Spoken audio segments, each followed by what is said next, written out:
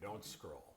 Here's a story about how me, this small town country boy from Oregon on a ranch, ended up in Harlem, New York at the Greater A&E First Zion Baptist Church.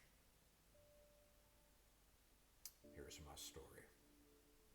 I was flying into New York for an event, and I landed at John F. Kennedy Airport. When I came out of the airport, there was a gentleman who was my driver holding the piece of paper with my name on it, named John Wright.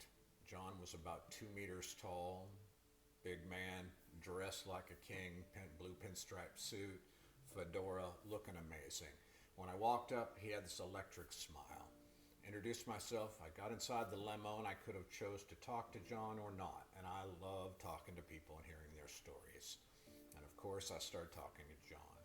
And in the course of the drive to the hotel, I learned about John's life living in Harlem, the civil rights movement, race riots, seeing Martin Luther King Jr., going to the Apollo Theater. And I'd always dreamed and fantasized about being able to spend time in Harlem and go to this place with this amazing spirit and soul and life. When we arrived at the hotel, I said to John, hey, I think I want to go to church on Sunday. And John said, well, why don't you go with me? And I said, absolutely. I didn't know where we were going. He picked me up Sunday morning. We drove into the heart of Harlem to the Greater A&E First Zion Baptist Church. When we walked in, church is packed with people, everybody dressed amazing, suits and ties and dresses and hats. There wasn't just one choir, there were 2 choirs, soulful choirs singing like angels. The pastor walked up to the podium and said, welcome everyone, hallelujah, hallelujah. And then he turned and looked and he said, do we have any visitors here today? And John stood up next to me and had me stand and introduced me.